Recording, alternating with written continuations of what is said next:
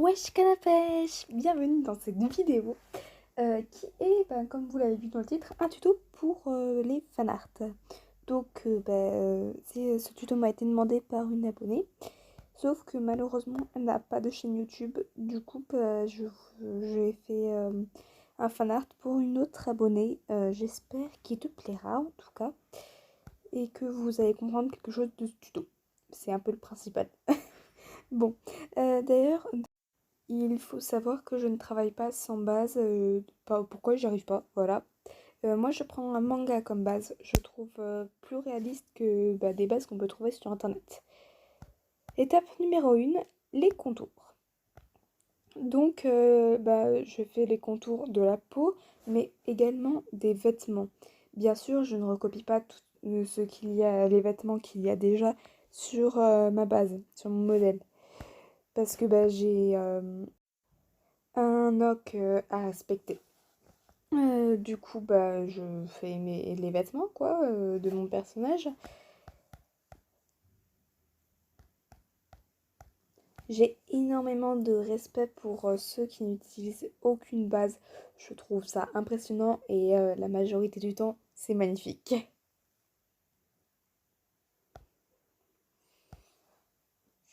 Donc, comme vous pouvez voir, je m'inspire quand même des vêtements du manga, mais je fais pas exactement les mêmes.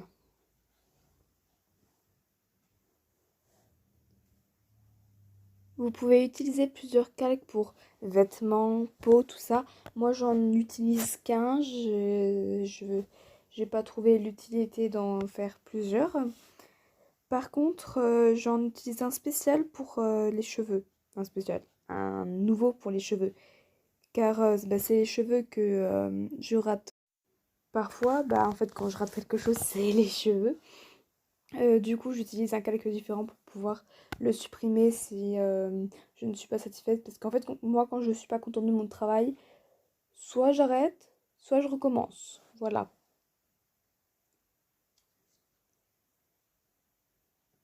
Donc, bien sûr, on ajoute des petits détails qu'il n'y a pas sur le manga, comme des oreilles d'ours ou des choses comme ça. Vous allez voir que dans ce tuto, en fait, j'ai énormément d'habitude. Vous le verrez au cours de la vidéo. Par exemple, je termine très souvent mes contours par les yeux, voilà. Mais c'est pas du tout obligé, hein, c'est vraiment ce que vous voulez faire. Faut savoir aussi que moi, si j'ai pas envie de faire un fanart, si on m'oblige à le faire, je n'y arriverai pas, c'est comme ça. J'aime pas qu'on me force à dessiner. Donc là, on va passer à la deuxième étape, c'est-à-dire la couleur. Habitude, je commence toujours par la peau.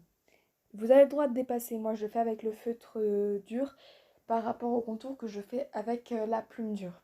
Donc, vous dépassez, c'est pas grave. Après, vous gommez.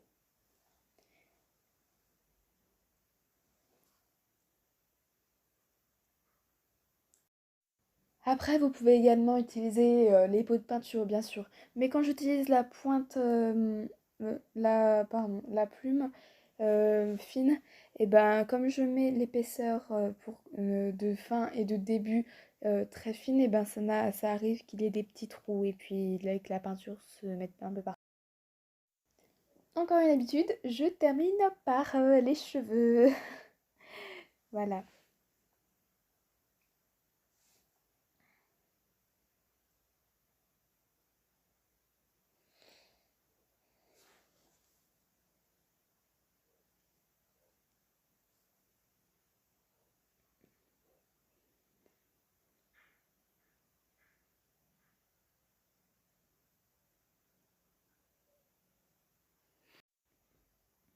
Maintenant, on va s'attaquer aux ombres. Alors pour les ombres, par exemple, là je vais faire le t-shirt en premier. J'enlève le blanc du t-shirt et je prends le calque où il y a le manga comme modèle. Comme ça, je sais exactement, par exemple, où faire les ombres. C'est très pratique.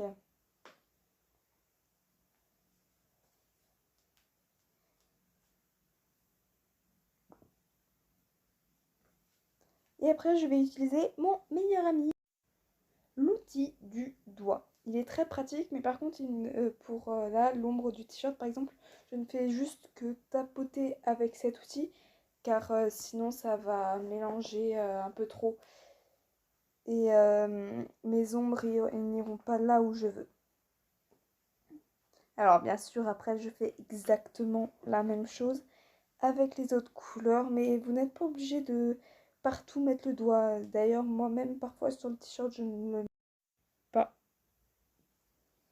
Après, on va s'attaquer à la peau. Alors là, celle que je fais à la peau noire, du coup, je mets un peu de orange sur les contours et plus clair au niveau du nez. Mais quand c'est quelqu'un qui a la peau blanc, je mets comme du rose, ben, vous devez connaître. Après, comme vous voyez là sur les cheveux, j'utilise la pointe, le feutre dur pour en mettre sur les racines. Je crois bien que c'est la quatrième étape. Ensuite, eh bien, évidemment, je fais que les ombres et les racines. Après, je vais utiliser mon meilleur ami, l'outil doigt. Là, par contre, n'hésitez pas à vraiment exagérer sur cet outil.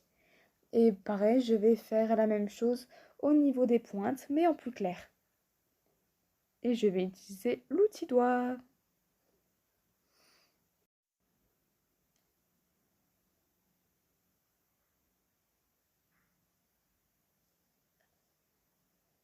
Après, avec la pointe, la plume, je vais y arriver, la plume, ouais,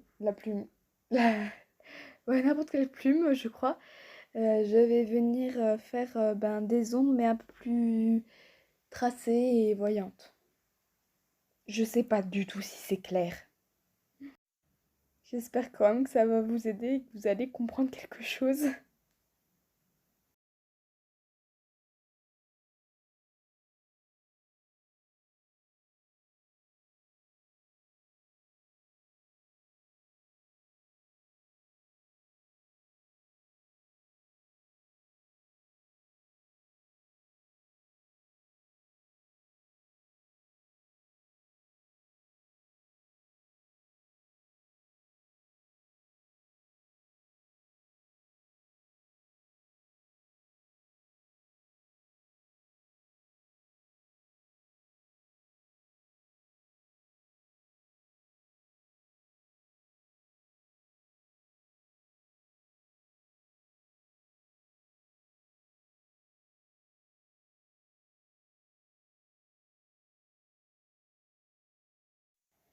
Après, je vais venir faire des ombres claires ou plus foncées. Ça dépend de mon humeur, on va dire, pour bien déterminer les mèches dans quel sens elles vont. Après, j'ai plusieurs méthodes pour faire des cheveux, hein, vous pouvez voir dans les autres. C'est vrai, parfois je m'inspire du manga auquel je m'inspire en fait. Ouais, c'est pas clair. Petit loupé! Et ici, oui, sur les rubans, j'ai oublié les ombres. Je suis pas censée dire ça. Je disais, j'ai plusieurs méthodes pour faire les cheveux. Je vous invite à regarder d'autres tutos.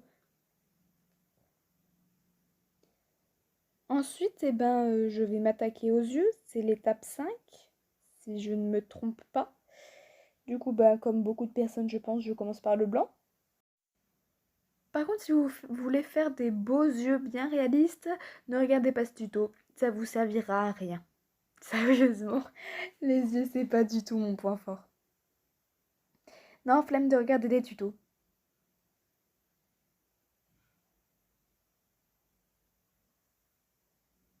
On ne critique pas, merci.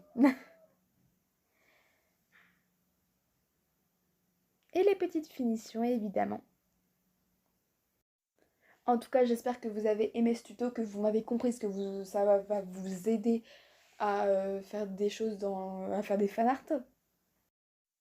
Et moi, je vous dis bye les gens!